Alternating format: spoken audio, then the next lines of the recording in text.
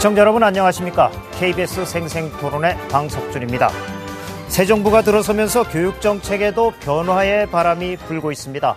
긍정적이든 부정적이든 그 변화의 바람을 맞는 건 가장 먼저 학생과 학부모 그리고 수많은 선생님들일 것입니다. 하지만 이런 교육 현장의 주체들이 정착 교육정책 입안에서는 뒷전에 물러나 있었습니다. 그래서 오늘 KBS 생생토론은 교육 현장의 생생한 목소리를 듣기 위해 마련됐습니다. 꿈과 끼를 살리는 행복교육을 내건 박근혜 정부의 교육정책에 대해 들어보고 지역 교육 현장의 고민도 함께 나눠보도록 하겠습니다. 그러면 먼저 오늘 나오신 분들을 소개해드립니다. 박근혜 정부의 초대 교육부 장관이십니다. 서남수 교육부 장관 나오셨습니다. 안녕하십니까. 반갑습니다.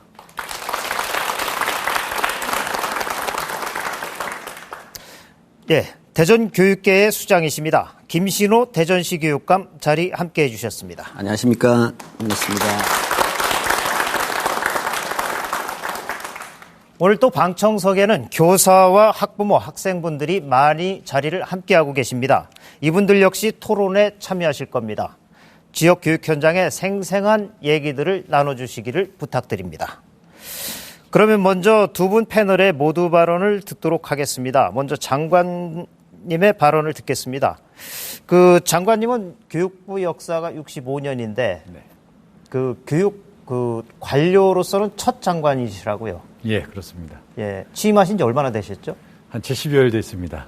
예, 소감이 남다르실 텐데 소감 간단하게 말씀해 주시죠.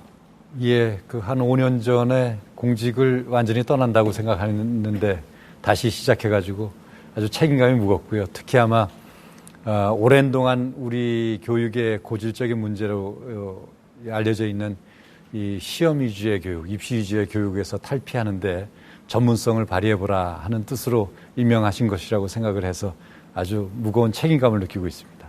예, 뭐 각오도 남다르실 것 같습니다. 네. 어떤 각오를 갖고 계십니까? 예, 그만큼 오래된 문제이기만큼 아주 근본적인 처방을 해야 된다고 생각을 합니다. 그래서 그런 시험 위주의 교육에서 탈피해서 정말 학생들의 꿈과 끼를 살려주는 그런 교육을 만들기 위한 그런 여러 가지 제도적인 틀을 아주 전면적으로 검토해서 확고한 기틀을 놓고 싶습니다. 예, 교육감님께 질문드리겠습니다.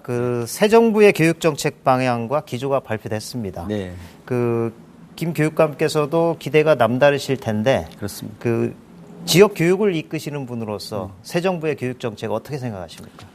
박근혜 정부의 교육 정책의 비전과 목표를 학생과 교사, 학부모 모두가 행복한 그런 행복 교육을 실현하고 그리고 꿈과 끼가 넘치는 창의 인재를 육성하는 것으로 잡은 것은 정말 잘했다.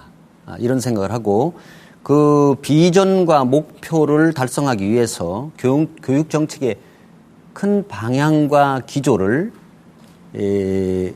학교 교육의 정상화 그리고 교육 기회의 균등 보장 그리고 능력 중심 사회 기반 조성으로 이렇게 트라이앵글의 중점 정책으로 마련한 것은 매우 잘한 것이다. 네. 이런 생각을 먼저 하고요.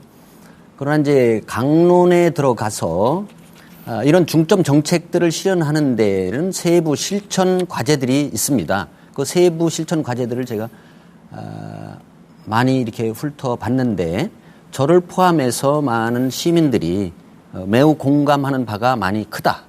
그런 말씀을 전반적으로 이렇게 말씀드리는데 단지 이제 몇 개의 세부 실천 과제에 대해서는 그 시행착오 가능성과 실현 가능성에 실천 가능성에 대해서 약간 좀 불안감을 가지고 있는 그 분위기가 있습니다. 예를 들면 자유학기제 운영이라든지 학교 체육 활성화 또 선행학습 금지 그다음에 반값 등록금 이런 그 일부 세부 실천 과제에 대해서 조금 우려하는 바가 있는데 평생을 교육 행정에 몸담아 오시고 교육만 공부하신 존경하는 서남수 교육부 장관이 계시기 때문에 그런 시행착오 가능성이나 실천 가능성에 대해서 거기에 걱정하지 않아도 되지 않나 이런 생각을 하고 있습니다.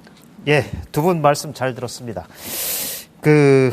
이제 토론을 좀 본격적으로 쟁점별로 해 나가겠습니다. 박근혜 정부가 출범하면서 가장 눈에 띄는 정책이라면 중학교의 자유학기제라고 꼽습니다. 궁금해하시는 분들이 많은데 이 자유학기제 장관께서 좀 설명을 좀 해주시죠. 어떤 겁니까? 네, 아주 간단하게 말씀드리면은 중학교 단계에서 한 학기 동안 학생들이 중간고사다 기말고사다 하는 그런 시험 준비에서 좀 벗어나 가지고 다양한 진로 체험이나 여러 가지 참여적인 그런 학습 활동을 하게 해서 학생들이 앞으로 내가 어떤 방향으로 진로를 정하고 어떤 삶을 살아갈 것인가 하는 것을 좀 더 깊이 있게 생각하는 그런 학기를 운영하자 하는 겁니다. 근데 꼭 말씀드리고 싶은 것은 이것은 사실은 중학교 단계에서의 한 학기만 말씀드리는 것이 아니고 지금 보면 아주 대학에 자기가 가장 가고 싶은 대학에 입학하는 학생들까지도 뭐 예를 들어서 의대나 뭐 법대나 이렇게 가가지고도 이 길이 내가 가는 길이 맞는 길인가, 내가 원하는 길인가 이런 회의에 빠지는 일들이 많이 있지 않습니까? 그러니까 현재 시스템에서 가장 성공하는 아이들까지도 어느 방향으로 뛰어가야 될지를 모르고 그냥 공부만 열심히 해라, 열심히 뛰어가기만 해라 이렇게 이제 살아온 학생들이 많이 있기 때문에 이것은 개인적으로도 상당히 안타까운 일이고 국가적으로도 이것은 좀 고쳐야 될 문제다. 그래서 학생들이 정말 내가 이 어떤 쪽으로 내 진로를 정해야 되겠다 하는 쪽으로 이 동기가 부여가 되면 그 뒤에 학습도 훨씬 더 활발하게 할 수 있습니다. 그래서 이제 그런 방향으로 가져가는데 이제 초등학교 경우에는 그런 진로가 아직까지 조금 꿈이라는 게 좀 연글기 전이죠. 좀 낭만적이고 그리고 이제 고등학교에 가면은 대학 입시를 바로 앞두고 있기 때문에 그런 쪽에 또 신경 쓰기가 어렵고 그래서 중학교 때 한 학기에 그 분야에 집중적으로 이제 진로를 탐색하고 여러 가지 다양한 미래에 대해서 생각을 하게 함으로써 정말 우리 교육의 전체 흐름을 그런 꿈과 끼를 살려주는 행복교육으로 가자 하는 그런 핵심적인 새 정부의 정책입니다. 예, 그러면 중학교가 3년 동안 6학기인데 네. 그 중에 한 학기는 네. 지식인주의 교육을 벗어나서 네. 자신의 진로를 탐색해보는 그런 학기로 만들겠다 그런 얘기인 거죠? 그렇습니다. 그렇지만 이제 그렇다고 해서 교육과정을 전면적으로 진로로만 하는 것이 아니고요. 네. 지금 이제 여러 가지 연구 시범학교를 운영할 생각으로 있는데 대략적으로 한 60-70% 정도의 교육과정은 기존의 교육과정을 그대로 운영하되 단순히 이렇게 시험을 봐서 교과서에 있는 내용을 얼마나 잘 알았느냐 하는 것보다도 학생들이 수업 시간 중에도 서로 토론하고 협동학습을 하고 다양한 방식을 통해 가지고 새로운 교수학습 방법을 통해서 학생들이 탐색을 하도록 그렇게 유도를 하고요. 이제 한 30% 내외 정도의 프로그램은 말씀하신 것처럼 그런 진로 탐색 프로그램이라든지 어디에 체험 활동을 나간다든지 프로젝트를 수행한다든지 이런 쪽으로 그리고 또 뭐 예술 체육 활동을 한다든지 동아리 활동을 한다든지 그렇게 아주 다양한 그런 교육 활동에 참여할 수 있는 기회를 제공할 수 있는 그런 학기로 운영할 생각입니다. 예, 그래서 개인이 이제 성장해가는 과정에서 가능한 한 진로 선택으로 인한 시행착오를 좀 줄여보겠다라는 네, 그렇습니다. 그런 정책인 것 같습니다. 그러면은 과연 이 자리에 와 계신 방청객분들은 어떤 생각을 갖고 계신지 한번 질문 좀 받아보겠습니다. 어느 분이 질문하시겠습니까? 예, 본인 소개 좀 먼저 해주시죠. 저는 이번에 자유학기제 연구학교로 지정된 회덕중학교 교감 양기찬입니다. 지금 말씀하신 것처럼 지금 교육부에서 지난 3월에 지금 창의 인재 양성과 행복 교육을 위해서 자유학기제를 추진하겠다 이렇게 발표를 했습니다. 그런데 저같이 학교 현장에 있는 교원들은 무엇보다도 학생들이 이렇게 제대로 된 현장 체험 학습이 돼야 될 텐데 하는 그런 염려가 앞섭니다. 우리 교육부에서 이 자유학계제 모델이라고 하는 아일랜드의 전환학년제를 살펴보니까요. 벌써 이제 40년이 지난 지금에서야 75% 정도의 그 참여율이 되었다고 하는데, 반면에 저희 나라 같은 경우는 2016년도에 전면적으로 다 중학교 이렇게 자유학계제를 도입한다 이렇게 되어 있거든요.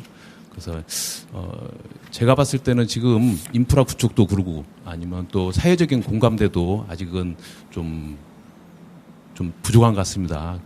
이러한 상황에서 너무 서두르고 계시는 거 아닌가 이런 생각이 드는데요. 인프라 구축을 위해서 어떤 특별한 대책이 있는지 이것이 좀 궁금합니다. 예, 그 자유학기제에 대한 준비 문제 이게 좀 걱정스럽다 이런 말씀이신 것 같습니다. 맞습니다. 그 답변은 잠시 후에 질문을 하나 더 듣고 네. 함께 답변을 듣도록 하겠습니다.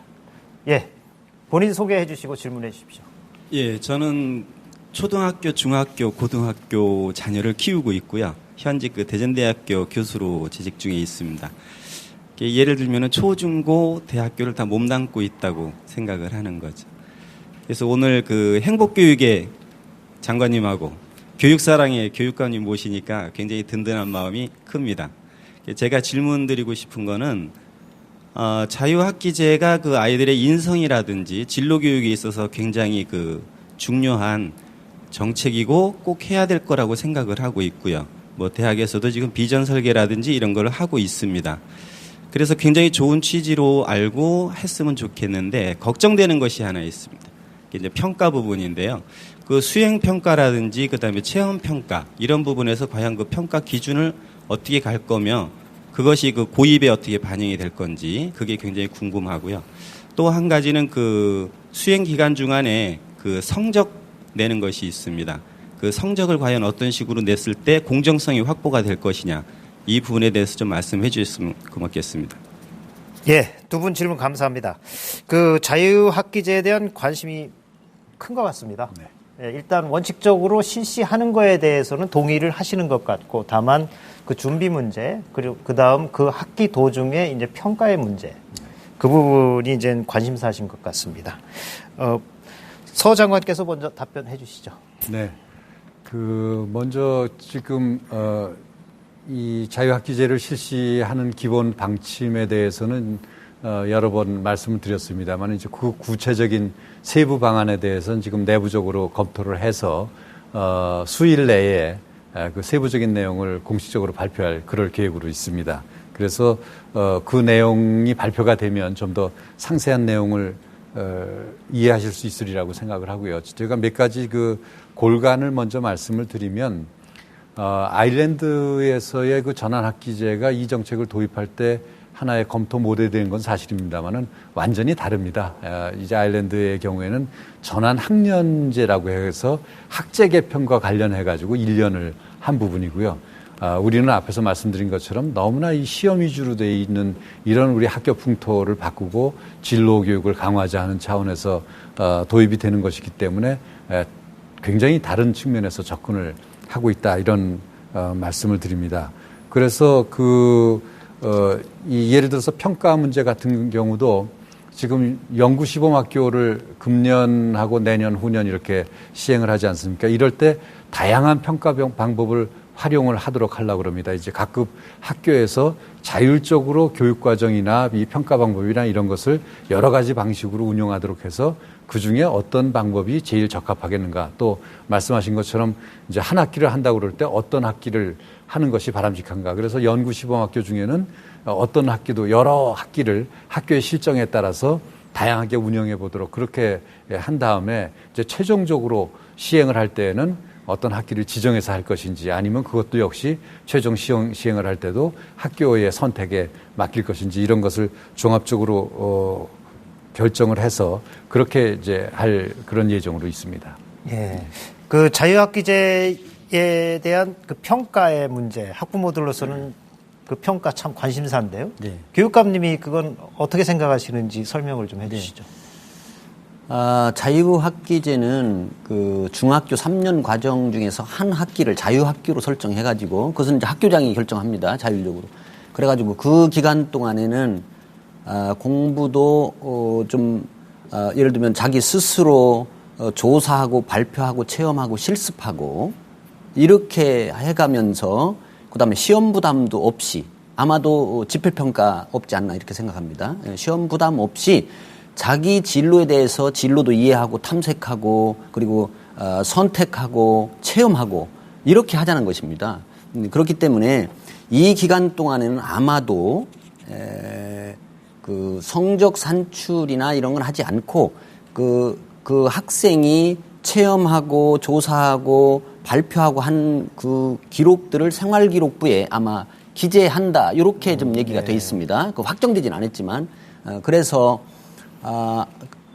생활기록부에다 기록하고 그것을 고등학교 갈 때에 입시에 반영하지 않는다 이렇게 돼 있습니다. 그러니까 너무 걱정 안 하셔도 되고 또 생활기록부에 기재한다고 하더라도 수량적으로 이게 점수를 기재하지 않고 아마 서술형으로 서술해서 이렇게 기재하지 않겠나 한다 할지라도 이런 생각을 하고 또 만약에 수행평가에 대해서 그 계량화해서 점수로 기재할 때에 그 공정성에 대해서 이렇게 걱정하셨는데 아마 계량화하지도 않을 뿐더러 계량화해서 한다 할지라도 만일에 하게 되면 비교 가능성이나 객관성이나 공정성을 확보하기 위해서 성취 평가 기준을 확실하게 마련하게 될 텐데 아마도 제가 볼 때는 평가도 거의 없고 그다음에 평가에 대해서 그 결과도 기재를 명확하게 계량화해서 해가지고 나중에 고등학교 갈 때 영향을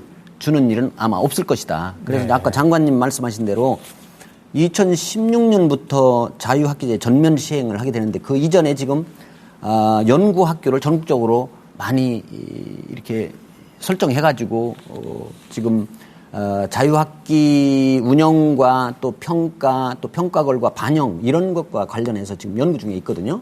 그래서 그것이 연구가 확정되면 전면 시행할 때 모든 것을 결정할 텐데 여러분들이 걱정하는 것처럼 뭐 공정성이라든지 타당성이라든지 이런 거에 대해서 너무 걱정 안 하셔도 괜찮겠다 이런 생각하라고 제가 보증하겠습니다.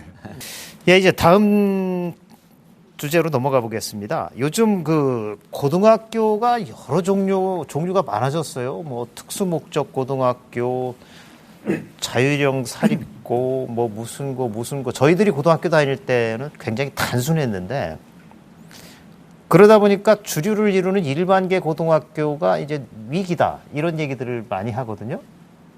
그래서 사실은 이 일반계 고등학교가 제대로 서야 한국 교육이 보편적인 교육이 제대로 되는 것 아니겠습니까? 그런데 이 일반계 고등학교가 이렇게 위기에 이르게 된 이유, 그 어디에 있다고 보십니까, 장관님?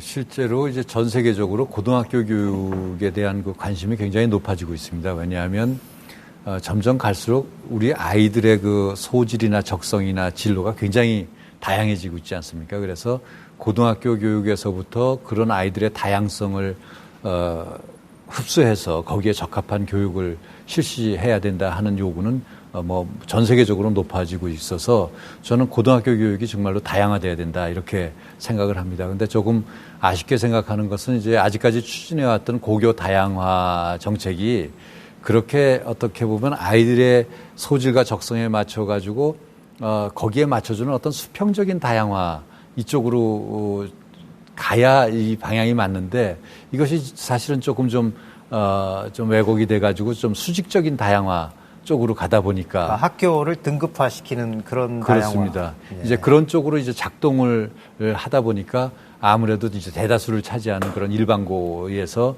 고교 교육의 문제가 좀 더 심각하게 나타나고 있지 않나 이런 생각이 듭니다. 그래서 이제 크게 보면 이런 고등학교 교육에 있어서 아이들의 다양한 그런 그 욕구와 그런 그 소질을 어떻게 키워주느냐 그런 쪽으로 우리 고등학교 교육이 어떻게 그 다양한 니드에 맞춰서 변화 발전하느냐 하는 것이 기본적인 과제가 되겠고요. 그런 속에서 어떻게 보면 그렇게 수직적 다양화의 성격을 띤 그런 다양화 정책을 좀 수평적 다양화로 해서 점진적으로 전환시켜 나가는 것이 큰 과제가 아닌가 그렇게 생각을 합니다. 네. 교육감님, 일선 현장에서 보시기에 일반계 고등학교의 위기, 교육감님이 보시기에는 어느 정도라고 보십니까? 일반계 고등학교 위기, 공감하고 또 현장에서 느끼기는 심각하다고 느낄 수 있습니다. 네. 근데 이명박 정부에서 학교 선택권 확대와 수월성 교육 강화라는 그런 취지에서 고교 다양화 정책을 실시했습니다. 고교를 다양화하는 건 좋습니다. 그런데 이제 인위적으로 한 게 문제다. 인위적으로 그룹핑 해가지고 서열화를 조장하고 그래가지고 그렇게 되니까 일반 계고가 위기로 갔는데 그 주 원인이 그거예요. 자, 자율형 공립고, 자율형 사립고, 또 여러 형태의 특목고등학교, 그다음에 마이스터고, 특성화고가 일반 계고가 학생을 선발하기 이전에 좋은 아이들 다 빼갑니다. 그죠? 네. 그다음에 두 번째, 능력 있고 경력 훌륭한 선생님들을 전부 교사를 초빙해서 다 데리고 갑니다. 네. 그러니까 좋은 학생들을 데리고 아주 능력 있는 선생님이 거기다 그런 학교들한테는 그 지원을 엄청나게 해줍니다. 좋은 시설 설비 지원에 의해서 이렇게 되니까 그 격차가 심화된 거죠. 그래서 특히 또 하나 중요한 것은 그런 학교들은 또 교육과정을 탄력적으로 운영해요. 네. 그러니까 모든 그 격차가 있는 속에서 교육을 하다 보니까 격차가 다른 그 학력 격차도 많이 벌어지고 이런 사정이 나왔는데 우리 대전은 타시도에 비해서 그래도 덜한 편입니다. 왜냐하면 이제 그런 학교들이 좀 적어요.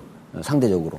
그래서 저는 이 문제가 결국은 장기적으로 모든 일반고와 특성화고가 동일한 조건에서 교육과정 운영을 해가지고 스스로 차별화할 수 있는 조금 아까 장관님께서 말씀하신 고교 수평적 다양화 정책을 써야 된다. 동일한 조건을 주고 그리고 특화된 교육과정을 운영해서 그래서 차별화시키라는 거죠. 그래서 앞으로 정부 정책을 위반하고 관여할 입장에 있어서 그렇진 않지만 자공고와 일반고와는 지금 같은 구분을 없애든지 자공고를 일반화로 하든지 일반 고등학교로 하든지 이렇게 해야 되지 않나 봅니다. 장기적으로 볼 때 그것은 이제 교육 구성원들과 서로 합의하고 공감하는 그 토대로 해서 그렇게 하고 마이스터코나 특성화고는 전부 다 실업계 고등학교 아니에요? 원래 전문계 고등학교입니다. 실업계 고등학교. 그걸 왜 또 두 가지를 차별해서 하냐? 아예 전부 다 마이스터고를 다 만들든지 아니면 전부 다 특성화고를 하든지 다 살아야 되는 실업계 전문계 고등학교인데 그래서 이제 그런 방향으로 장기적으로 볼 때는 유도하고 또 자율형 사립고 같은 경우는 5년마다 평가해서 이걸 다시 해줄 건지 지속할 건지 하지 않습니까? 네. 그래서 자율형 사립고를 해가지고 돈 잔뜩 내고 아이들 힘들게 하고 성과는 똑같다. 그러면 졸릴 이유가 없잖아요. 그래서 그럴 바에는 아예 모든 것을 재정운영권, 교육과정 운영권, 학생 선발권을 다 주는 아주 자립형 사립고로 전환을 하든지 본인들이 학부모의 동의에 의해서 아니면 5년 후에 평가해서 그 학교의 교육 구성원들의 합의에 의해서 다시 일반 고등학교에 돌아가든지 이렇게 해서 장기적으로 볼 때는 지금 장관님 말씀하신 대로 고등학교를 동일한 조건에서 교육과정 운영을 차별화해서 운영해가지고 변별할 수 있도록 이렇게 하는 것이 마땅하지 않냐 이런 생각을 하는데 아무래도 국가정책 전반을 관장하시고 입안하시고 하는 장관님으로서는 아직은 확정적으로 말씀은 못 하시죠. 그러나 이제 저희가 이제 당하는 입장에서는 앞으로 이렇게 가야 되지 않나 그런 말씀을 용감하게 드립니다. 장관님 오늘 많은 숙제를 얻어갖고 가시는 것 같습니다. 예. 바로 이제 이런 말씀 드리려고 온 건데요. 네. 사실은 초중등 교육에 관해서는 교육감님들이 직접 이 교육체제를 운영하고 계시기 때문에 현장에서의 목소리를 충분히 듣고 이제 교육부의 정책을 정하는 것이 마땅하다고 생각을 합니다. 근데 이제 앞에서 말씀드린 것처럼 이 고등학교 교육 문제는 분명히 다양화는 하나의 대세라고 볼 수가 있고요. 이게 획일화된 고교로 돌아갈 수는 없거든요. 그랬을 때 이제 다양화의 그런 어떤 긍정적인 측면을 살리면서 그런 어떤 서열화나 이런 데서 생기는 문제점을 어떻게 완화하거나 해소해 나갈 것인가 이런 것을 앞으로 교육감님들하고 긴밀하게 토의를 해가면서 정책 방향을 정해 나갈 생각으로 있습니다. 이 자리에 혹시 일반계 고등학교 교장 선생님 나와 계신가요? 예. 소개해 주시고 하실 말씀 얘기하시죠. 저는 한밭고등학교 교장 박병재입니다. 우선 MB 정부는 아까 말씀하신 대로 이제 고교 다양화 그리고 특성화 정책을 추진했는데 박근혜 정부 들어서는 일반고 육성 쪽에 무게 중심을 두겠다고 하는 그 고교 정책에 대해서 적극 환영하고 동의하면서 몇 가지 질문 드리도록 하겠습니다. 지금 일반고 위기 말씀하시는데 일반고 위기는 아까 교육감님 말씀하신 대로 특목고뿐이 아니고 MB 정부의 그 고교 다양화 300 프로젝트라는 게 있습니다. 그에 따라서 자사고, 자공고가 도입되면서부터 문제가 더욱 심각해지기 시작했다고 생각합니다. 아시는 것처럼 자사고는 학생 선발권이 있고요. 자공고는 교사 100% 초빙권이 있습니다. 특목고는 학생 선발권에 교사 초빙권까지 있고요. 그러다 보니 일반고는 우수 학생이나 우수 교사를 확보하는데 대단히 어려움이 많습니다. 게다가 아까 교육감님 말씀하신 대로 특목고나 자사고, 자공고에 비해서 일반고는 재정 지원이 상대적으로 아주 적습니다. 이에 대한 대책을 정부 차원에서 어떻게 개선해 주실지 묻고 싶습니다. 이번엔 또 그 일반고에 근무하고 계시는 선생님 혹시 계십니까? 예. 소개해 주시고 질문해 주시죠. 저는 일반고인 대전 둔산여자고등학교에 근무하는 교사 정길순입니다. 2007-2009 개정교육과정의 가장 중요한 변화 중에 하나가 교육과정을 편성할 때 학교에 자율권을 많이 확대한 거라고 볼 수 있습니다. 우리 학생들이나 학부모들의 요구를 반영하고 그리고 우리 학생들의 잠재력이나 소질을 개발할 수 있다는 측면에서 매우 바람직하다고 생각합니다. 그러나 아까 말씀드린 특목고나 우리 자사고 그리고 자공고에 비해서 일반고에서 교육과정을 자율적으로 운영하는 데에는 많은 어려움이 있습니다. 특히 학생들의 선택권을 보장하기 위해서 소수 선택 과목을 개설하거나 보통 교과에 있어서 기본 과목이나 심화 과목을 개설하려고 할 때 교사 수급 문제 그리고 교실 확보 문제 등 일반고에서는 실행이 거의 불가능하다고 볼 수 있습니다. 이에 대해서 대책이나 개선책이 있으면 말씀해 주셨으면 합니다. 예.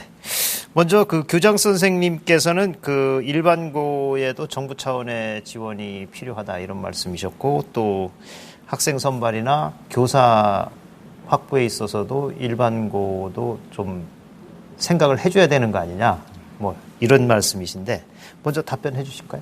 예, 그렇습니다. 지금 여러 다양한 유형의 학교를 만들면서 그 학교에 대한 어떤 재정 지원의 규모라든지 또 어떤 교육과정 운영상의 자율성의 자율권의 어떤 차이라든지 이런 거로 인해서 여러 가지 그 구조적으로 이렇게 격차가 발생할 수밖에 없는 이런 부분이 생겼다 하는 그런 그 분석을 하고 있습니다. 그래서 이 부분을 근데 그렇다고 해가지고 이제 모든 것을 하루아침에 이렇게 되돌리는 방식의 교육 정책은 또 상당히 그로 인한 부작용이 많이 있기 때문에 어떻게 하면은 일반고가 지금 말씀하신 것처럼 좀 더 자율적인 의지를 가지고 교육의 질을 높이려는 노력을 할 수 있도록 하고 그것을 정부나 시도교육청이 적극적으로 뒷받침하느냐 하는 쪽의 관점에서 지금 종합적인 대책을 강구하고 있습니다. 연내에 그 대책을 내놓을 생각으로 있고요.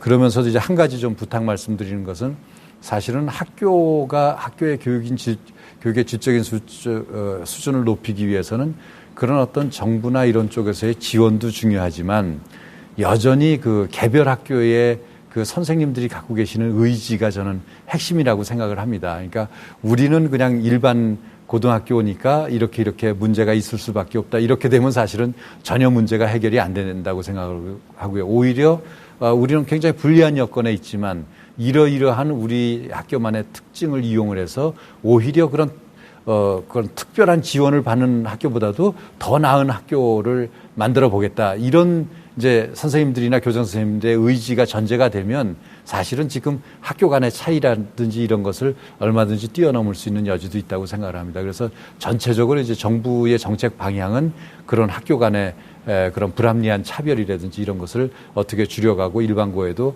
적극적으로 지원하느냐 하는 쪽으로 가지만 이것이 성공을 거두기 위해서는 또 일반고 내부에서 선생님들의 어떤 자발적인 그런 그 노력이 함께 만나야 이것이 어떤 상승 효과를 낼 수 있지 않을까 이렇게 생각합니다. 네, 손바닥도 마주쳐야 소리가 나듯이 그렇습니다. 서로 노력해보자 이런 말씀이신 것 같습니다.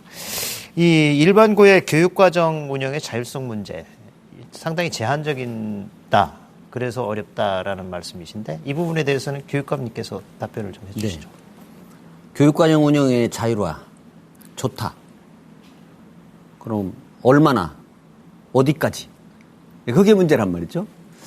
근데 유치원부터 고등학교 3학년까지의 보통교육은 모든 국민에게 필요한 기초 기본교육이고 민주시민교육이에요.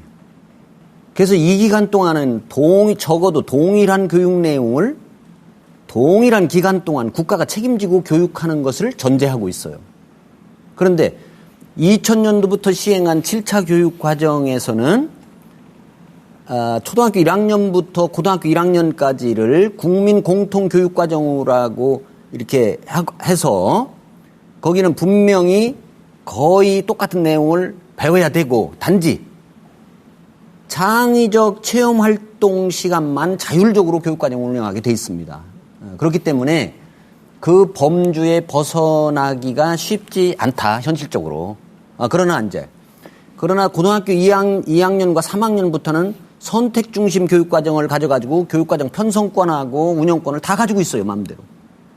그래서 자율성을 최대한 보장해가지고 다양한 선택과 과목도 개발해서 아이들이 가지고 있는 소질과 적성과 흥미에 따라서 스스로 공부할 수 있도록 많이 펼쳐주자. 대신에 꼭 배워야 되는 것은 배우게 하고 이렇게 해서 저도 그렇고 정부에서도 그렇고 가급적이면 많은 자율성을 주려고 합니다.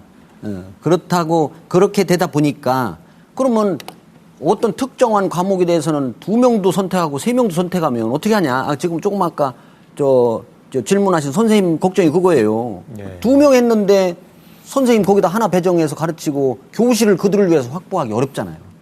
그래서 우리도 그런 것을 너무 좋은 것을 이해하고 다 그렇게 소수 한 명이 선택해도 해주고 싶은데 대학 가지 않고 보통교육 차원에서는 쉽지 않은데 그러나 우리가 주어진 여건 하에서 제가 약속하건대 최대한 그 자율성을 확보해서 이렇게 하도록 이렇게 하겠고요.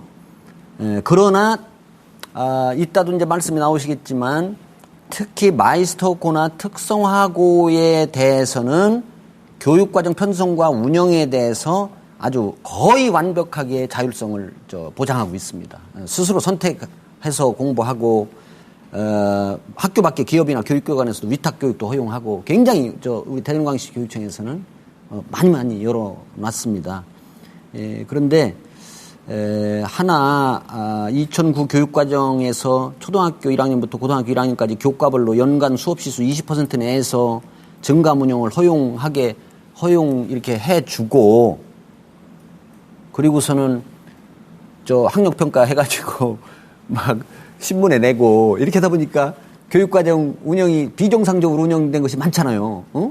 다른 영역의 교과를 그냥 덜 하고 국어용 수학만 가르쳐가지고 이런 것은 보통교육에서는 안 된다. 균형교육 해야 되고 전인교육 해야 되는데 이런 것은 좀 앞으로 고민해 봐야 되고 또 초등에서 고등학교 전체에 대해서 집중 이수제 이건 장관님께 제가 건의 말씀드리고 개선 요청 말씀을 드리는데 아이들이 태어나서부터 쭉 이렇게 발달해가고 발전해 가는데 특히 예체능 학과에 대해서 어떤 특정 학기에 집중해서 이수한다는 것이 학문적으로도 맞지 않고 발달 이론상으로도 맞지 않다.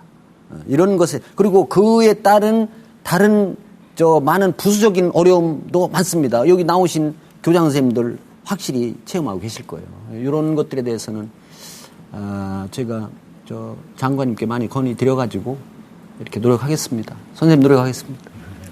예, 토론 시간이 정해져 있어서 다음 주제로 또 넘어가겠습니다. 그 꿈과 끼를 키우는 진로 교육이다.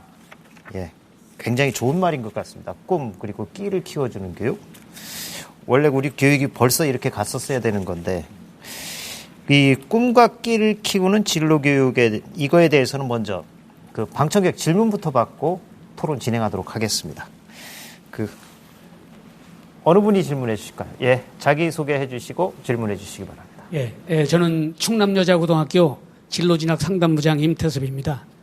다들 아시겠지만 체계적인 진로 교육을 위해서 2년 전인 지난 2011년에 고등학교 그리고 올 3월까지 모든 중학교에 진로진학 상담부장이 배치돼서 진로 수업과 그리고 진로 상담을 실시하고 있습니다.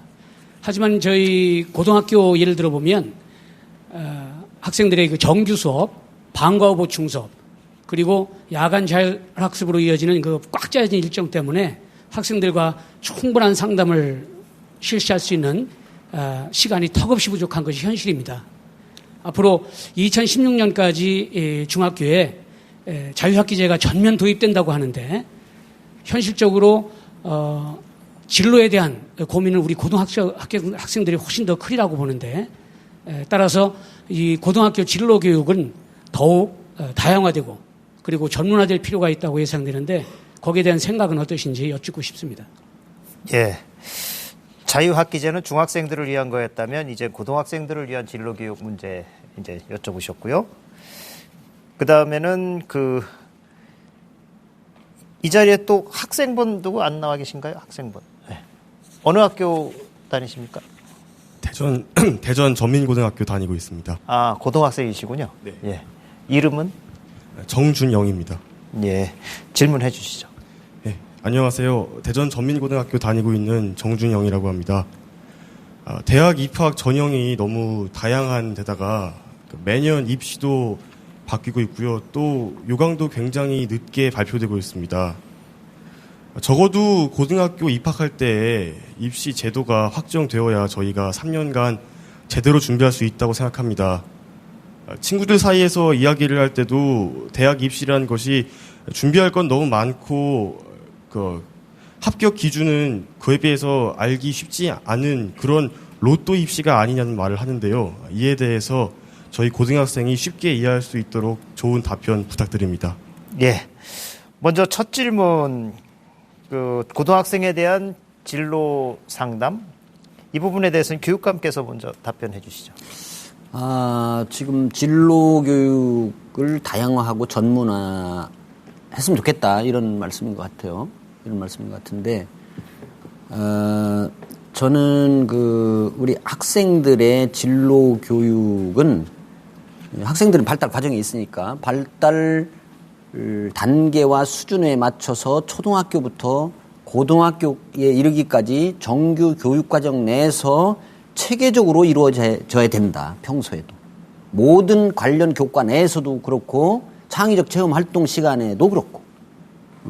그렇지만 지금까지 우리 교육에서 진로 교육이 얼마나 중요한지 그 인식도 좀 미약했고 또 우수한 진로 교육 프로그램도 좀 적었고 또 다양한 직업 세계를 탐색할 진로 교육 인프라도 좀 풍족하지 않았기 때문에 진로 교육을 제대로 펴지 못한 거 아니냐. 이것을 이제 박근혜 정부에서 간파하고 이제 제대로 된 진로 교육을 해보자고 여기에다 집중하고 있는 거 아닙니까? 그래서 이제 요즘 굉장히 다행스럽게 생각하고요. 그래서 저희 대전시 교육청에서는 학생들이 스스로 진로를 이해하고 인식하고 탐색하고 체험하고 선택할 수 있도록 그런 능력을 가질 수 있도록 초등학교 1학년부터 고등학교 3학년까지 발달 단계와 수준에 맞게 진로교육 프로그램과 로드맵을 마련해야 되겠다. 이렇게 해가지고 진로교육 중심 교육과정을 운영해야 되겠다 해서 우리는 일찍이 이렇게 우선 이렇게 만들었어요. 이게 이제 초등학교 거거든요. 초등학교 건. 모든 교과에서 지도할 수 있는, 그때그때 지도할 수 있는 관련 내용을 발췌해가지고 다 그렇게 주고, 그 다음에 또 창의적 체험 활동 시간에는 그런 시간은 자율적으로 재량을 가지고 할 수 있으니까 거기 가서 막 현장에서 다 체험하고 견학하고 다 할 수 있도록 이렇게 모색하고 있고요. 앞으로 특히 그 선택 중심 교육 과정은 뭐 또 자율성이 더 많지만 국민 공통 교육 과정 안에 있는 학생들까지도 좀 창의적 체험 활동 시간을 많이 활용할 수 있도록 이렇게 노력하겠습니다. 예. 이번에는 이 장관께서 좀 대답을 해 주셔야 될 것 같습니다. 대학 입학 전형 문제인데요. 그 대학 입학 전형을 배우기 위해서 그것만을 배우는 학원이 생겨야 되고 거길 또 가야 되고 공부하기도 바쁜데 참 문제인 것 같습니다. 그렇습니다. 지금 학생이 그 어려움을 토로를 했는데 그 부분은 어떻게 개선이 안 되는 겁니까? 개선해야죠. 지금 학생이 질문하고 또 전 사회적으로 문제가 되고 있는 것처럼 대입 전형이 너무 복잡해가지고 도무지 그 사교육기관이나 이 컨설팅 이런 기관을 이용하지 않으면 어디로 진학을 해야 될지 판단하기 어렵다 하는 그런 그 학부모님들이나 학생들 불만이 지금 쇄도를 하고 있습니다. 그래서 저희가 금년 중에 어떻게 해서든지 이 대입 전형을 어떻게 간소화하느냐 하는 측면에서 방안을 내놓을 생각이고요. 그런데 참 조심스러운 것이 대입 제도는 현실적으로 이렇게 뭘 바꾸면 굉장히 또 혼란이 일어나는 경향이 있어요. 그래서 대입 제도와 관련해서 정부가 어떻게 했으면 좋겠느냐 그러면 바꾸지만 말아 주십시오. 또 이런 얘기가 먼저 나옵니다. 그래서 문제점은 분명히 있는데 이거는 바꿔야 되겠고 이런 부분을 어떻게 하느냐 하는 걸 가지고 이제 지금 종합적으로 검토를 하고 있습니다. 그리고 대입 제도의 특징이 어느 한 부분을 수정을 하면 그게 다른 부분에 영향을 줍니다. 수능 시험 제도를 어떻게 손을 보면 그것이 또 학교 생활기록부 제도에 영향을 주고 그걸 또 손을 보면 또 다시 입학사정관제로 넘어가고 이렇게 굉장히 상호작용을 하고 있기 때문에 이것은 종합적인 관점에서 접근을 해야 된다. 그래서 이제 크게 봐가지고 금년도의 대입제도는 이미 진행이 되고 있는 2014학년도 대입제도 이것은 가급적 손을 대지 않고 이미 발표된 그 방향대로 가면서 문제점을 최소화하도록 하고 예를 들어서 입학전형 간소화 부분도 원래 발표된 내용을 골간으로 하되 이것은 학생부 중심의 전형이다. 이것은 수능시험 중심의 전형이다. 이런 유형을 구분을 해가지고 이제 별도로 표시를 해줌으로써 학생들이나 학부모들께서 그 전형이 어떤 것인가 그것을 이해하기 쉽게 하는 그런 수준에서 이제 진행을 하려고 생각을 하고 있고요. 내년도 이후에 이제 대학 입학 제도 정책을 그럼 어떻게 할 것이냐 하는 것은 이제 앞에 말씀드린 것처럼 이제 한 세 가지 큰 목적이 있습니다. 하나는 학생들이 예측 가능하게 해야 된다. 그래서 준비할 수 있도록 해야 된다. 두 번째로는 이 부담을 줄여주고 좀 간소화를 해야 되겠다. 그리고 세 번째로는 이것이 어떻게 하면 학교 교육을 정상화하는 데 기여하도록 하느냐. 이런 원칙을 가지고 지금 대학 입학제도 전체의 틀을 들여다보고 있습니다. 그래서 제 생각엔 한 8월경쯤 가면 저희가 이 앞으로 박근혜 정부에서의 대학 입학 제도 정책을 어떤 스케줄을 가지고 어떤 단계를 거쳐서 어떤 방향으로 발전시켜 나갈 것이다 하는 것을 국민 여러분께 설명을 드릴 수 있을 것으로 생각을 합니다. 조금만 기다려 주세요. 네, 8월이 많이 기대가 됩니다. 기다려 보시죠. 솔로몬의 지혜 같은 게 나올 수도 있으니까. 지금 고등학생들의 진로에 대해서 얘기를 계속하고 있는데요. 이제 대전시 교육청이 진로 변경 전입 학제라는 거를 이제 시행을 하시는데 이것에 대한 좀 설명을 좀 먼저 해주시고 또 한 가지 질문을 드린다면은 이게 이제 고등학교에서 일반계고와 이제 뭐 특성화고 간의 전입학이 이제 자유로워진다. 이러다 보니까 우선 나중에 바뀌더라도 일반계고를 먼저 가고 보자. 해서 일반 계고로의 이제 쏠림 현상이 있을 수도 있다. 뭐 이런 우려도 나오는데 네. 교육감께서 답변을 좀 해주시죠. 네.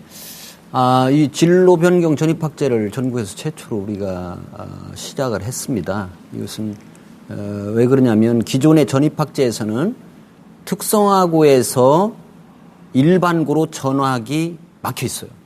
네. 모든 시도가 다 그렇습니다. 그 다음에 일반고에서 특성화고로 가려면 특성화고 학교양 선생님의 허가를 받아야 되고 그것도 결혼이 있을 때만 한정돼 있다. 그러니까 한번 학생들이 자기가 선택하건 강제 배정됐건 간에 한번 가면 다시는 움직일 수 없다는 거죠.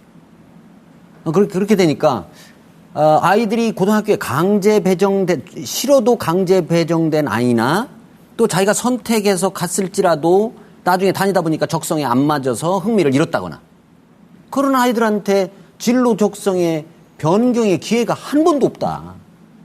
그래가지고 이런 것들이 어디로 나쁜 사태로 나오냐면 학교 부적응이나 학업 중단 사태로 이어지고 있다.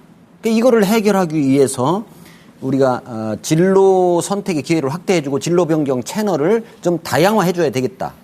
그래서 학업 중단과 부적응을 제로화시키겠다.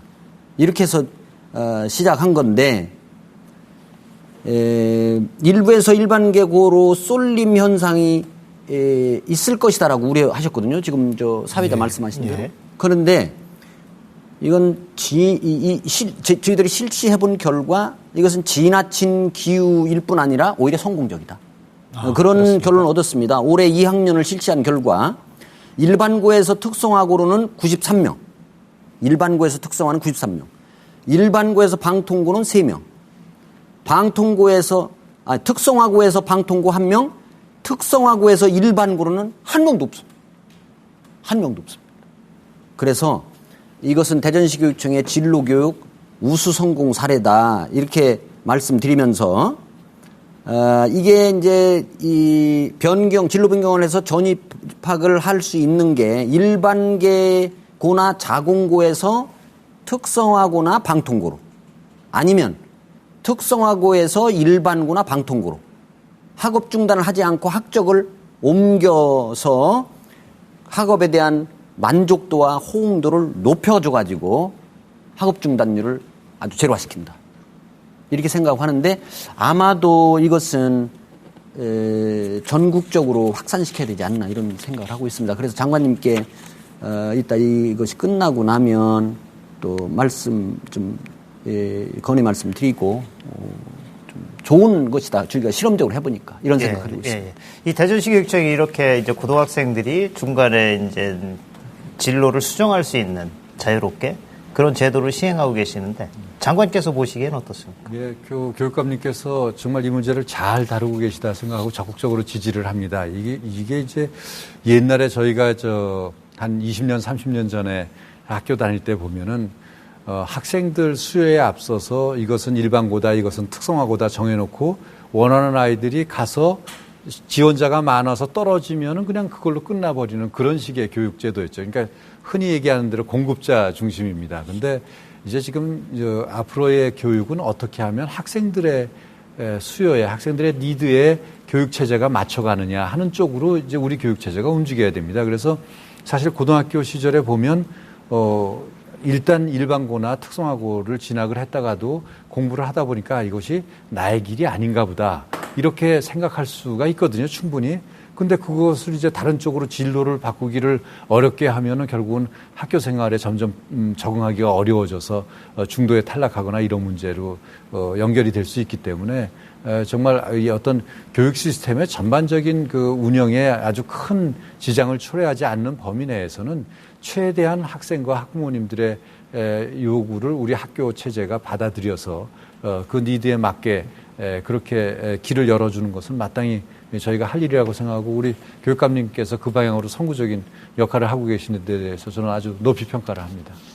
그럼 전국으로 확산시킬 생각도 있으십니까? 예, 근데 전국으로 확산을 시킨다고 하더라도 요즘은 이제 교육감님들께 교육부 장관이 이렇게 해라 저렇게 해라 할 수 없습니다. 그러니까 이제 이런 시도에서 이렇게 좋은 사례가 있는데 이걸 한번 같은 방향으로 해보시는 건 어떻겠습니까? 이렇게 서로 이제 정보와 의견을 교환하면서 그렇게 이제 바꿔나가야지 교육부 장관이 좌지우지할 문제는 아니라고 생각하고요. 그런 방향으로 가겠습니다. 스스로 움직임이 있습니다. 그렇습니까? 움직임이 있고. 예, 다음 주제로 넘어가겠습니다. 지난해 대전에서 이 문제가 큰 문제가 됐었죠. 사회적인 문제로까지 커졌었는데 학교 폭력 문제입니다.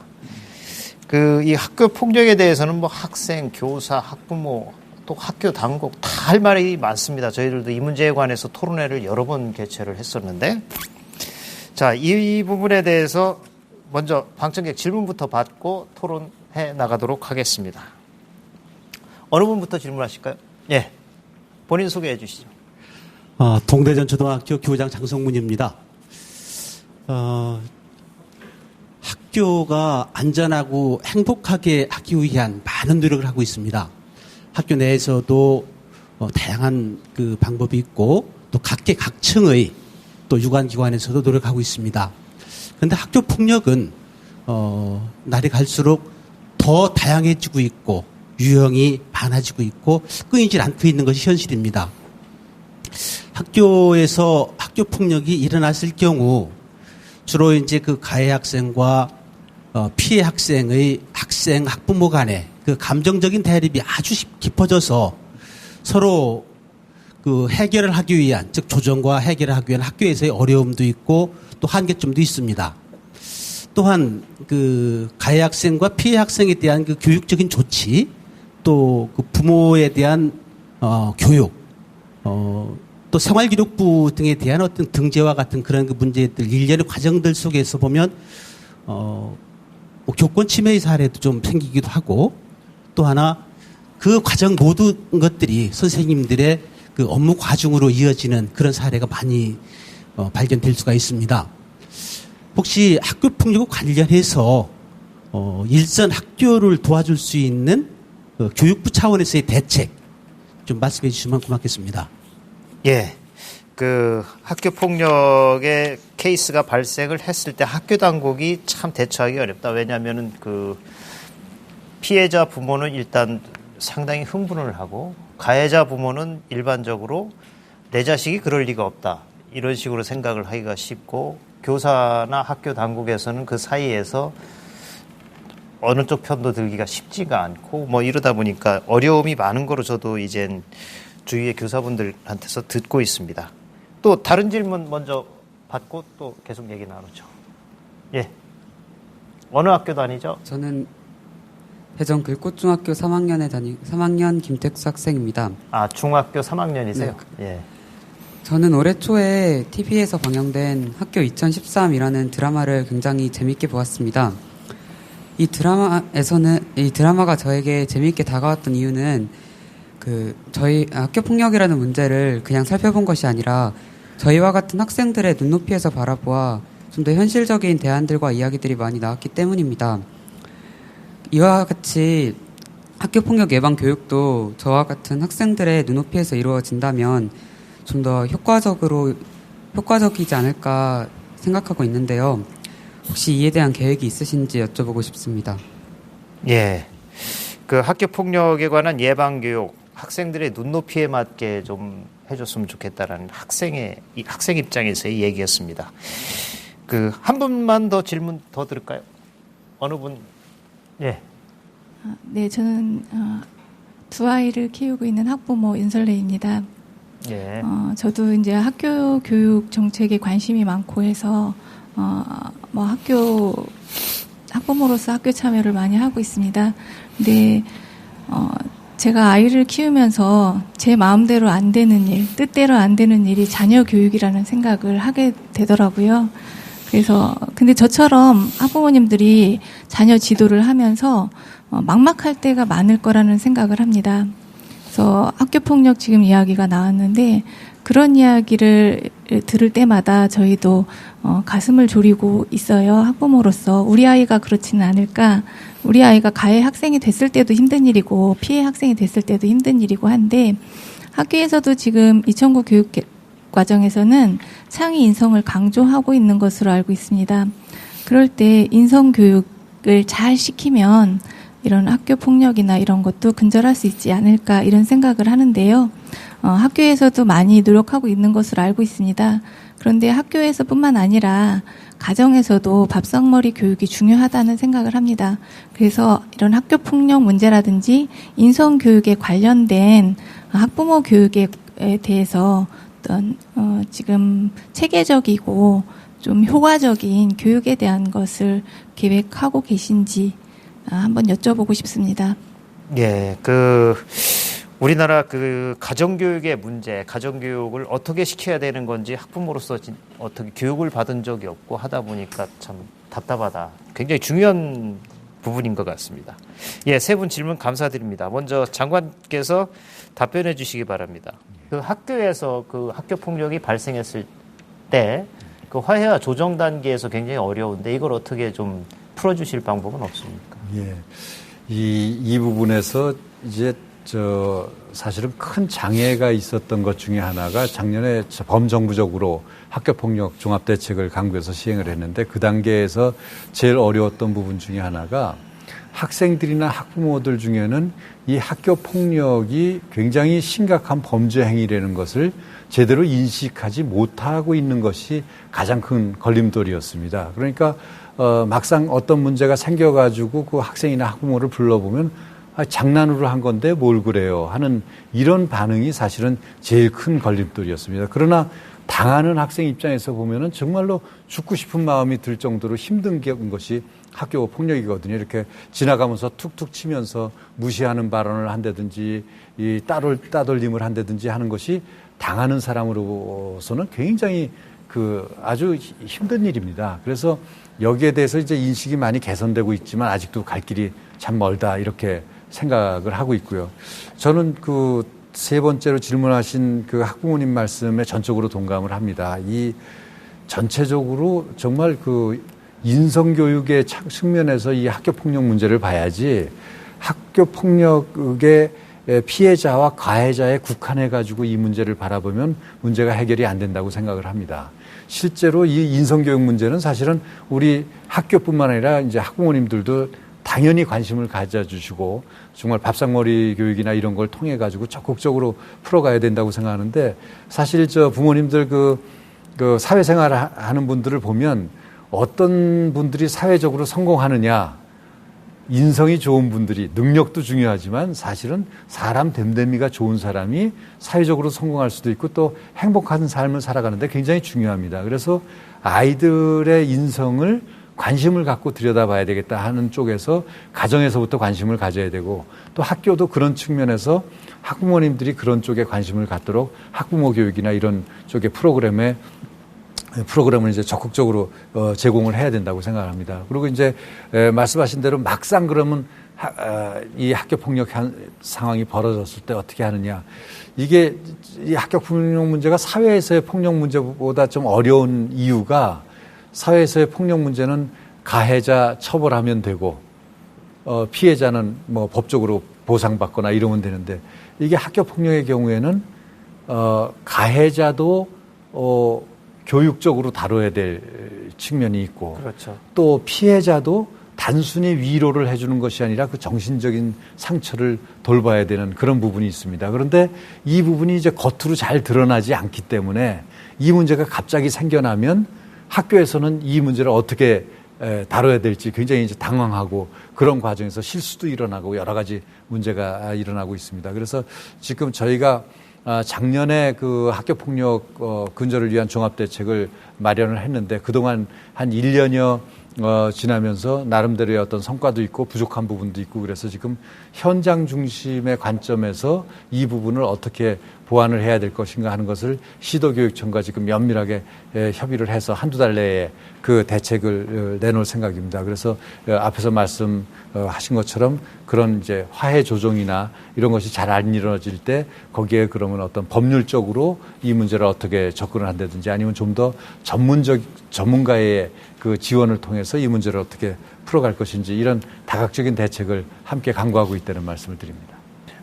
또 학생은 이제 학교 폭력 예방 교육을 우리들의 눈높이에 맞춰서 좀 해달라라고 부탁을 했는데 이 부분에 대해서 교육감께서 답변을 해주시죠. 예, 그렇습니다. 그 심리학자들이 청소년들을 되게 표현하기를 격동의 10대 그리고 자신을 드러내고자 하는 열망이 강한 질풍노도의 시기 이렇게 표현하는데요. 이 시기에는 감수성과 상상력이 풍부합니다. 그래서 그런 10대들이 자아 형성 과정에서 혼란과 불만이 쌓인 것이 되게 폭력행위나 일탈행위를 이렇게 표출되는 시기가 되는데 대개 보면 청소년 폭력의 70% 이상이 중학교 과정에서 일어납니다. 네. 이게 중학생들이 참 많은 문제를 일으키고 있는데 학교 폭력에 연루되는 대부분의 학생들의 가정을 들여다보면 대부분 그 가정에 부족함이 있습니다. 그다음에 대개 그런 아이들이 또 보면 남들과 교제하는 의사소통 능력 부족하고요. 그다음에 남의 입장에 서서 이 생각해보는 공감 이해 능력 부족하고요. 또 이게 범죄인지 아닌지를 구분 못하는 범죄인식 능력이 없고요. 또 위기에 닥쳤을 때 어떻게 위기 대응하고 문제를 해결할 수 있는 이런 능력들이 많이 부족합니다. 그래서 그거를 키워줘야 되는데 아까 학생이 말씀드린 대로 이 아이들을 학교폭력 예방교육을 하고 상담할 때에 일방적인 주입식 교육은 절대 효과가 없다. 아이들을 잘 파악하고 아이들의 눈높이에서 해야 되는데 대개 아이들은 스스로 참여하고 동적이고 비주얼하고 그다음에 자기들이 공감하고 흥미 있는 그런 교육과 상담을 할 때 훨씬 효과가 좋다. 그런 것을 우리가 이제 알아서 우리 대전시 교육청에서는 학생들 스스로 갈등을 해결하고 조정할 수 있도록 그 또래 상담하고 또래 조정 프로그램을 우리가 지금 모든 전 학교는 아니지만 대부분의 학교에서 지금 활용하고 있거든요.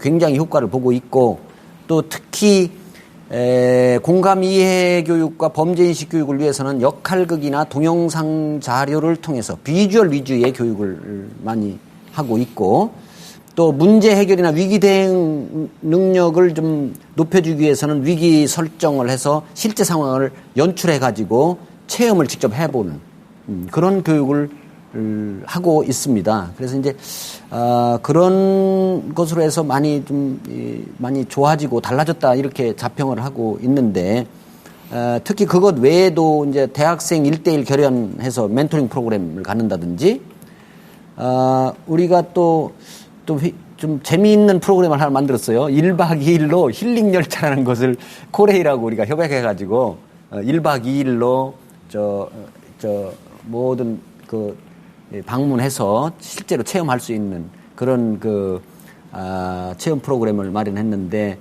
지난번에는 순천만 생태 체험하고 송광사 템플 스테이도 하고 그다음에 거기까지 이렇게 열차를 타고 갈 때는 훌륭한 유명한 어르신 모셔가지고 특강도 하고 이런 프로그램을 많이 하고 있고요. 더 많이 노력하겠습니다. 많이 좋아졌습니다. 예, 저도 최근에 반가운 소리를 하나 들었어요. 대전에 한 성당이 되는데 그 성당 학생회에서 학생들끼리 우리 학교에 가서 우리부터 욕을 하지 말자. 고운 말을 쓰자. 그리고 또 집단 따돌림을 당하는 학생한테 위로의 카톡이라도 한번 보내주자. 너 힘들지? 하면서. 그래서 그런 걸 스스로가 자기네들이 이 학교폭력을 조금이나마 해결해 보고자 하는 그런 노력을 한다는 얘기를 들었습니다. 한 가지 제가 더 말씀을 드리면 사실은 이제 이런 부분에서 전체적으로 새 정부의 교육 정책의 방향을 아이들의 꿈과 끼를 길러주는 행복 교육으로 가자 한 것도 사실은 큰 방향에서 볼 때 학교 폭력에 대한 대책이 어떤 미시적인 프로그램만 갖고 되기보다는 학교 전체가 행복한 학교가 되지 않으면 근원적인 해결이 안 된다 하는 관점에서 학교 정책의 어떤 큰 방향을 그쪽으로 잡고 있다는 말씀을 드리고요. 그래서 예를 들자면은 예술교육이라든지 체육교육 같은 것을 활성화하는 것도 이 큰 대책 중에 하나입니다. 우리가 흔히 생각할 때 체육교육 같으면은 그냥 체력을 키우는 그런 교육으로 생각을 합니다만은 사실은 학생들은 그 체육을 통해 가지고 자기 자신이 갖고 있는 어떤 스트레스라든지 이런 것도 이제 털어버리고 정말 다른 아이들하고 같이 협동할 수 있는 그런 그 인성을 길러줄 수 있는 좋은 프로그램입니다. 그래서 체육교육은 넓은 의미로 보면 오히려 인성교육에 가깝다 이렇게까지도 얘기할 수 있거든요. 예를 들어서 같이 이제 단체 운동 같으면은 협동해야 목적을 달성할 수 있지 않습니까? 또 게임의 규칙을 지켜야 이길 수 있지 않습니까? 제일 큰 것 중에 하나는 내가 이기기만 하는 운동선수는 없지 않습니까? 그러니까 내가 한번 졌다가도 다시 내가 노력을 해가지고 다시 이겨냈을 때의 그 성취감. 그래서 내가 어려움을 겪거나 힘든 일을 겪었어도 그것을 스스로 이겨낼 수 있는 그런 어떤 분발의 정신이라든지 이런 것을 키워주는 것이 또 체육교육의 특징이고 또 예술교육이나 이런 걸 통해서 여러 가지 정서적으로 순화시키는 이런 쪽으로 해서 저는 이제 학교 교육과정 운영의 전반이 정말로 아이들의 인성을 풍부한 인성을 길러주는 이런 방향으로 큰 방향의 전환이 이루어지게 되면 이 학교 폭력의 문제에 있어서도 큰 개선이 있지 않을까 그렇게 기대를 하고 있습니다. 예, 또 학부모님들도 그 학교 폭력에 대해서 아이들의 평생을 살아가야 되는 아이들이 인성에 관여되는 문제인 만큼 좀 관심 있게 자기 자녀들을 이렇게 봐야 된다 그런 말씀이시죠? 그렇습니다. 예. 두 분, 한 분은 장관이시고 한 분은 교육감이신데 혹시 학창 시절에 가해는 안 해보셨나요? 주로 맞았습니다. 아, 그렇습니다. 예. 역시 올바른 인성으로 잘하셨기 때문에 지금 이 자리에 계시는 것 같습니다. 아까 이제 학부모께서 질문을 하셨는데 막상 이 밥상머리 교육을 좀 하고 싶어도 요즘은 부모들이 얼마나 바쁩니까? 맞벌이를 해야죠. 뭐 이거 해야죠. 저거 해야죠. 그리고 또 어떻게 뭐 체계적으로 그런 교육을 받은 적도 없고 이 부모들에 대한 밥상머리 교육을 위한 교육 이거 좀 어떻게 해결 방법이 없습니까? 예, 전체적으로 사회의 분위기도 좀 바뀌어야 된다고 생각을 합니다. 사실은 우리나라 사람들의 그 어떤 근로 시간이 전 세계에서 가장 긴 편이다 이런 쪽으로 얘기가 나오고 있지 않습니까? 그러니까 이제 아빠의 경우는 말할 것도 없고 엄마의 경우도 맞벌이를 하거나 이럴 때는 아이들 얼굴 대하기 힘드니까 그럴 때 그냥 학원을 보내버리고 이제 이렇게 되다 보니까 여러 가지 교육적인 문제가 많이 생기고 있습니다. 그래서 전체적으로 이제 지금 정부 전체의 정책 방향에서 그렇게 가정에 좀 더 충실할 수 있도록 그렇게 근로 시간을 줄인다든지 하는 그런 정책도 이제 경제정책 차원에서 추진이 되고 있고요. 그리고 저희 같은 경우에는 지금 이런 밥상머리 교육을 활성화할 수 있도록 여러 가지 교육 자료를 만든다든지 또 학부모 교육을 통해서 한다든지 하는 그런 노력을 굉장히 많이 기울이고 있습니다. 하여튼 아이들을 제대로 키우는 문제에서 부모님 이상의 영향력을 가진 사람은 없습니다. 그래서 힘들고 바빠도 아이들하고 많은 시간을 가져주고 아이들 얘기를 내가 얘기하기 전에 아이들 얘기를 많이 들어주고 공감을 해주고 그렇기만 해도 우리들의 아이들의 그 심성이 훨씬 더 안정이 되고 잘하지 않을까 그렇게 생각을 합니다. 네, 대전시 교육청 차원에서 학부모들을 위한 그 밥상머리 교육 방법에 대한 어떤 교육 계획 그런 건 없으십니까? 네, 학부모 연수 많이 하고 있습니다. 우선 학부모 연수를 하면서 느낀 것은 우리 어머님들 아버지까지 포함해서 말씀드리겠습니다. 학부모님들께서 우리 아이들의 세계와 심리를 잘 모르시고 있는 것 같아요. 많이. 그런 것을 느꼈고 우리 자녀와 어떻게 대화해야 되는지 또 그들에게 어떠한 도움을 줄 수 있는지 또 문제의 징후를 어떻게 파악할 수 있는지 이런 것을 모르시는 것 같아요. 그래서 우리 교육청에서는 이제 학부모 연수를 꽤 많이 하는데 주로 이제 이런 거 합니다.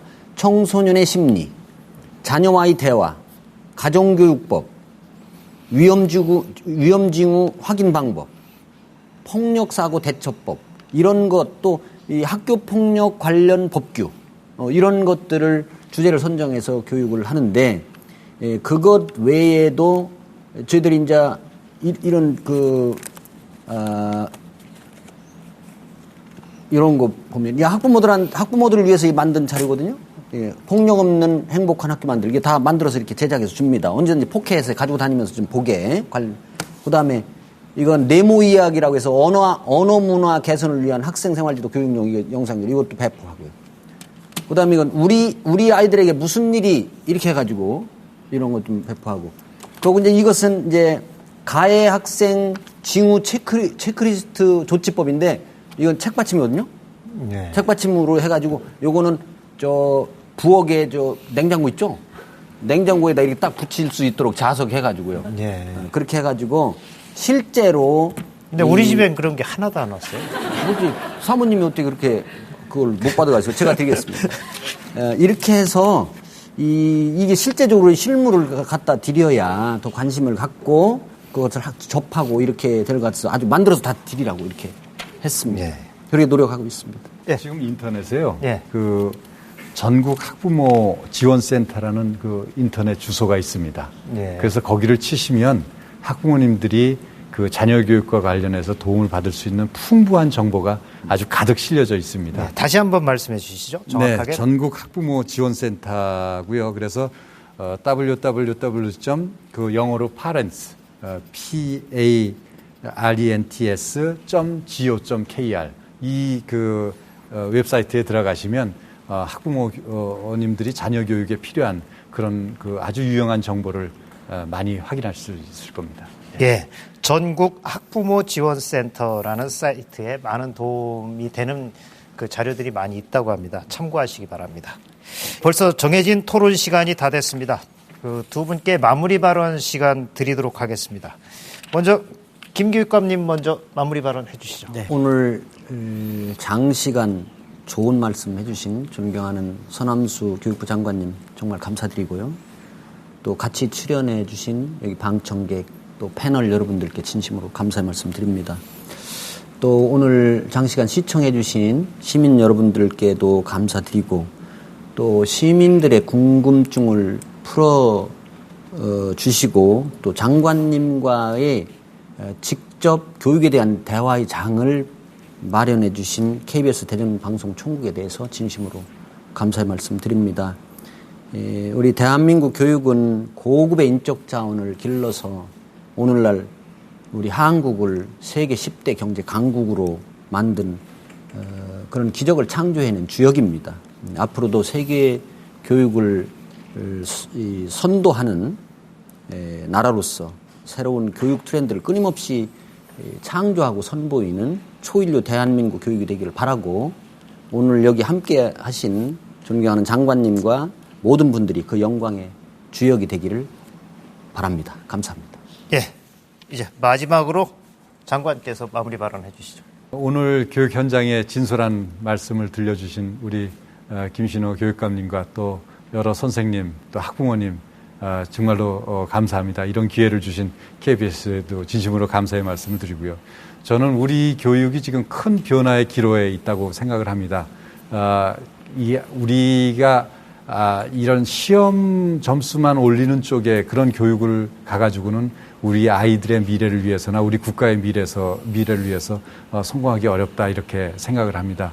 이런 큰 변화를 성공시키기 위해서는 성공적으로 대응하기 위해서는 정부의 노력과 함께 학부모님들 또 학교 현장에 도움이 절실하게 필요한 시점입니다. 같이 우리 아이들의 꿈과 끼를 살려주는 그런 행복한 학교 교육이 될 수 있도록 모든 분들의 적극적인 이해와 협조를 부탁드립니다. 대단히 감사합니다.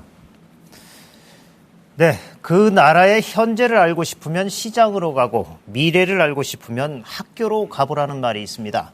교육의 중요성을 역설한 말일 겁니다. 국민들의 교육에 대한 열망 또한 대단합니다. 이 간절한 심정을 오늘 자리에 함께 해주신 두 분과 교육 현장에 많은 분들이 머리를 맞대고 좋은 정책으로 실현해 주시기 바랍니다. 토론에 참석해 주신 두 분 그리고 좋은 질문해 주신 방청객 여러분 지금까지 시청해 주신 시청자 여러분 대단히 감사합니다.